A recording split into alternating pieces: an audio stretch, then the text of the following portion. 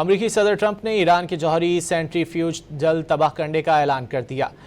Media سے گفتگو میں ان کا کہنا تھا کہ انہیں معلوم ہے ایران نے اپنے سینٹریفیوج نیتنز کے پہاڑ میں منتقل کیے ہیں، ایران کچھ بھی نہیں کر سکے گا۔ It doesn't mean anything unless they have the material. You're talking about the centrifuges. Yeah, it doesn't mean anything unless they have the material. They don't have. We follow the material. That's where the action is, and we'll be hitting that area probably pretty soon. And there's not a thing they can do about it. Normally I wouldn't say that. If I thought they could do something about it, I would never say that. But we'll be hitting that area pretty soon, and very heavily.